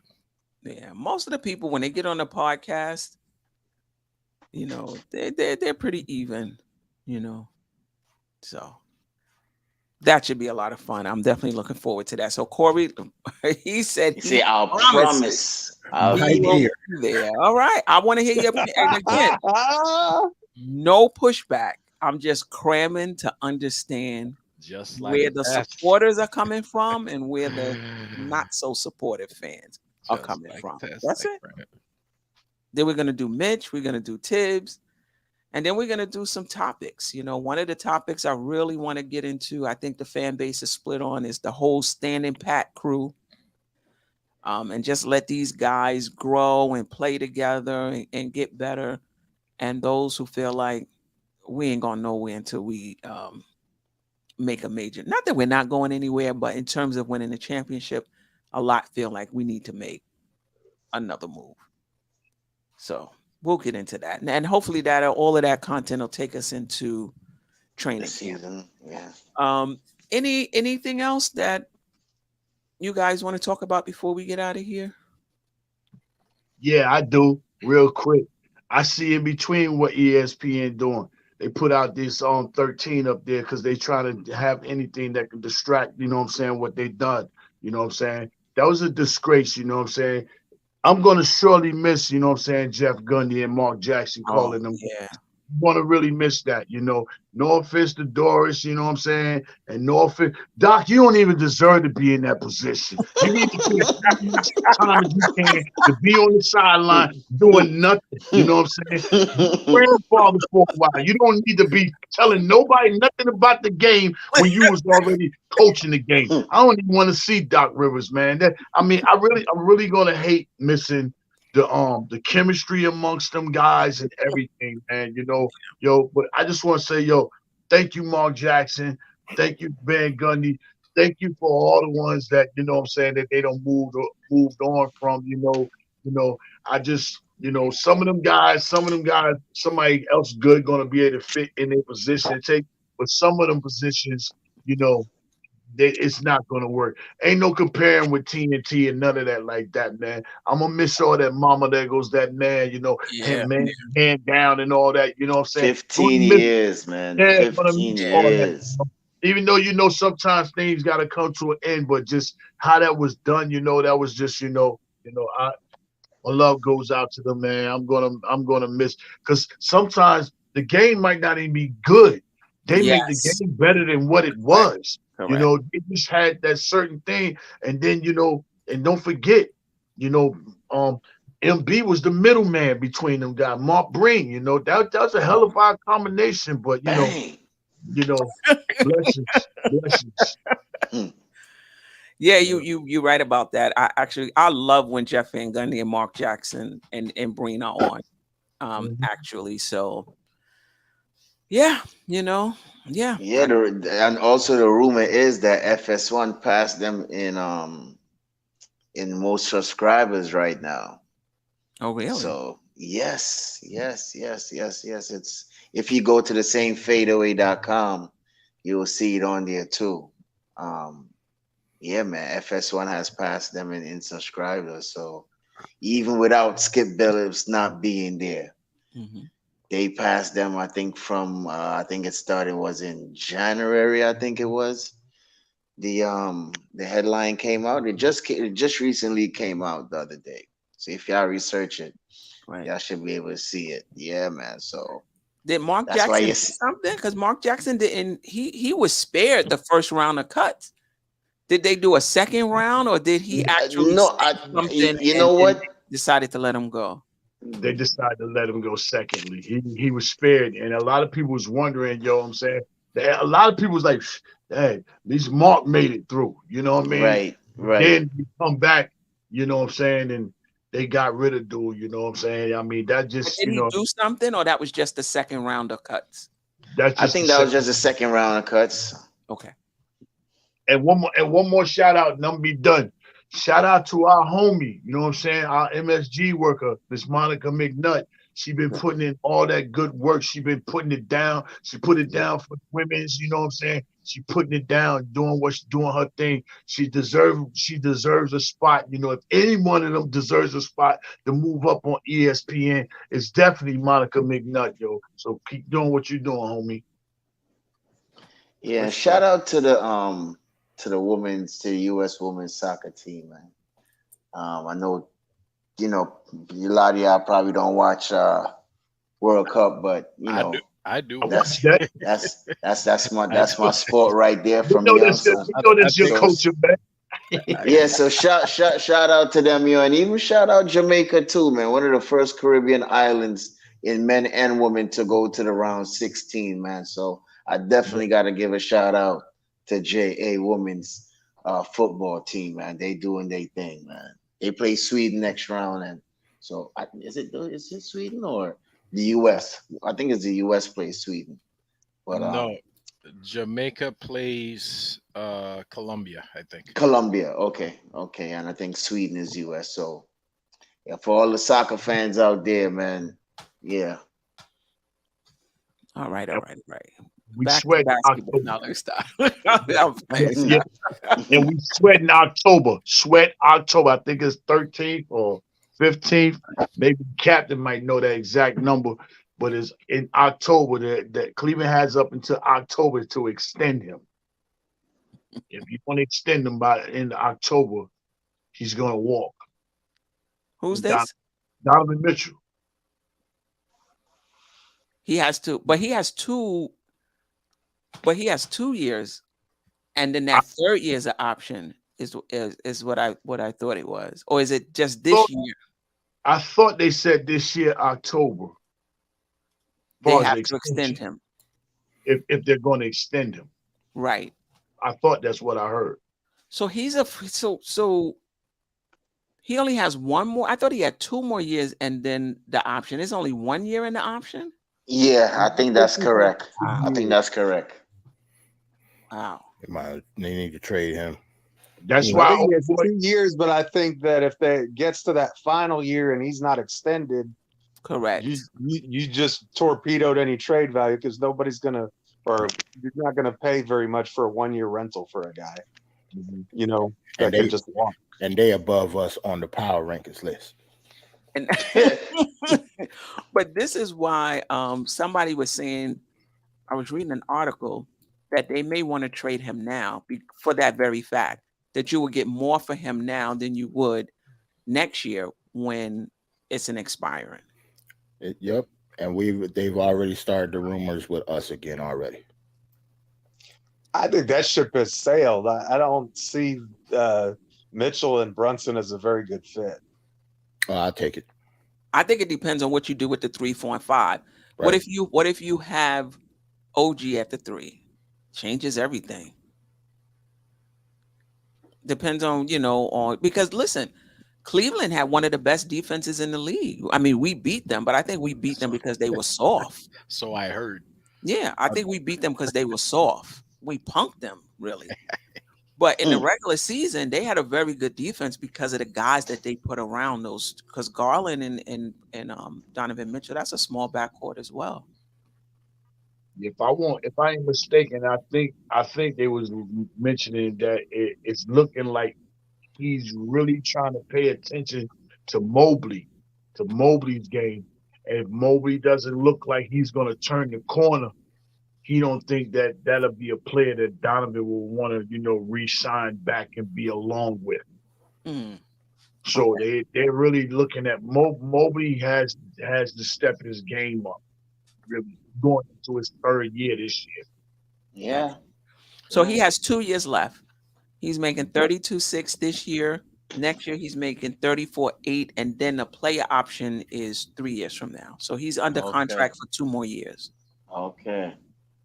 I think he ends up in New York, just not with the Knicks. Don't start nothing, Jeff. Hey, real, that's not bad. He been hanging out over there with Bridges over there at the Liberty game. Y'all don't go. Man, That is true. Yeah, he been hanging out over there. I'm thinking about coming up for that Liberty what's the name game myself in the Aces. Oh, I'll be there. See what I'm saying? See how you do? And those tickets are, I'm like, they getting high? Yes. They winning. You see, they got Stewart out there, Nusko, and the other girl, man. They cost balling, more, man. And it depends also on the game too. The Aces game costs more than They balling. Trust me, that might be the only team probably bringing a championship to New York as a women team. Damn. More power to them. Hey, go Liberty. They can get it. Yep. Don't forget, we play Monday. We play Puerto Rico Monday, 10 p.m. Exhibition game. Oh, okay. Oh, thank you. That's a good one. Yeah. Yep. Okay. Monday, 10 p.m. 10 p.m. New York versus. So we get to see Brunson, we get to see Hart and the rest of the U.S. team. And what channel? Queen, you know we don't care. You know we just want to see Bronson and Hart. Stop it. Right. But also, Go ahead, also, go ahead, Queen. also, for those who want to see Fournier, for those who thought that he Oh, was yeah. done wrong, he'll get a chance to play for France. And then you can also watch RJ Barrett playing for Canada. So we got 4 players playing in FIBA World. That's World pretty Cup. cool. That's pretty cool, man. What channel? What channel? Ajay. Ooh, I don't know. I gotta look. No. Is that ESPN? I don't know. It's at 10 o'clock, so that's weird. I'm looking at. TV. That's what I was thinking. NBA That's all TV. you need. He said Frank. He said Frank also, but I don't think Frank is on the team. Shout out to Delusional. Yeah, Frank ain't on that. Appreciate you. No, Frank is on the French team, yo. He Is is. he? No, Yeah. But he's not on I'm our tell- team, is what I'm saying. Oh no, he's not on our team, He's but not he's on on our the French team. No, I thought he wasn't on the first team. Is he on the French team, Staffer? For real? Yes, he is. Yeah, He got to play where he ain't got a job. He ain't got a job, man. he's on there. He's on there. Eru covers the Liberty games. Thank you, Knicks Yes. Knicks tonight. So Yes, he does. Die Hard Knicks podcast. He covers the Liberty. All right. Yeah, I can't find the channel. I just have the schedule, but they don't have a channel set yet. So it could Okay. probably. So it's either going to be on ESPN or NBA TV. NBA TV, Yeah. probably. It's going to be on one of those. Anybody seen what numbers those 2 guys are wearing? No. No, I didn't see. I saw it earlier, but I didn't pay attention to it. Right. Be sure to hit the like button on your way out. We got 107 now. We got 78. We did all right. Mike, Told let's you try I to gave hit you sleep. 400. No, we did all right tonight. That's why I didn't bug him tonight because we. That's what I said. Yeah. And if Yeah. you haven't checked out the newsletter yet, Queen is a phenomenal writer. Y'all need to check out her newsletter. Sign up. Great stuff.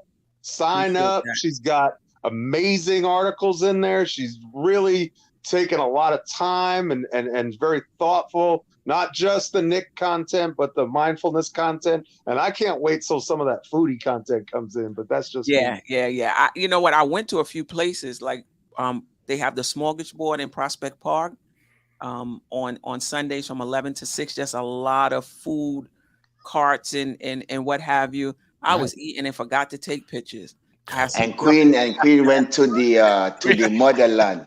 She have a lot of pictures from the motherland. So yes. Oh yes, that's when I went to South Africa. So if you're just interested in sports, scroll all the way to the bottom. I have people who subscribe to the newsletter who are not into the Knicks. So stop before you get to the bottom. But I do is you get to see different parts of me. I talk about my foodie journey, my travel journey, life reflections, and I talk about the Knicks And mental health as well. Steph, you got the link? I'm getting ready to put it in. It's free. Subscribe, free. And even if I do switch to paid, there'll always be an aspect of it that's free. So every Monday morning ish. So I am putting it at the top. I'm pinning it to the top of the chat. So subscribe to the newsletter. Monday, I'm going to the hip hop concert in Forest Hill. I didn't even know Forest Hills, Queens had a stadium. But hold now. Doing this like that, we get the money. Yeah, that MC Light, Queen Latifah, Run DMC, LL Cool J, That's Big the Rock Daddy the Bells? Kane. That's the- I mean, the Rock the Bells. The Rock the Bells. Oh, tour. that's gonna be nice. Yeah, I'm super looking forward. And you know MC Light gonna do your song, right? Just like I a test like Kramer understands. Right. So I'm hoping to get some some video because I'm gonna be out in the aisles enjoying myself, and then the Liberty game on Sunday. So hopefully I'll get some good shots that I can Nice. add to the newsletter. That's gonna be dope. Yeah. But anyway, we are out of here. I appreciate the Out. chat. Jarrell, Jeff, Boogie, Staffer, Ajay. Yes, sir. I really appreciate you Thanks for guys. having us as always. No Yes. channel without the panel. That's what I always say. I appreciate you guys. In the chat, subscribe to the audio podcast too. So when we drop these I cram to understand, you already have the link. You're gonna get a notification wherever you listen to your podcast, whether that's Apple, whether that's Spotify, Google, wherever you listen to your podcast, I'm there. It's the Just Nicking It podcast, right? So you don't even have to use this link. Wherever you get your podcast from, it's gonna come up. Follow, so anytime a podcast is dropped, you'll get a notification. All right, and with that, we out of here with the J Boogie. Was the intro, but we're gonna do an extra song that he wrote for me, and Simeon and Russell did the video. Until next time, family. You tune in, that means you're feeling the vibe. The bell rung, you already been subscribed. Right now, the queen, she on live. Right now. Please pull over the whip, no phoning when you drive. Dope Soul Sporting with the talk. First lady from New York, New York. All my people, you rocking with the chat. Hit that. That like button would tell me where you at. You know, step from the MBK. Born and raised up MBK. Hey, real lady, where she holding it down. No matter way how you feel, she gon' greet you with a smile. Sister, you one of a kind. Yes. Oh, sister, it's time you That's shine. Dope Soul. Where you at? Where you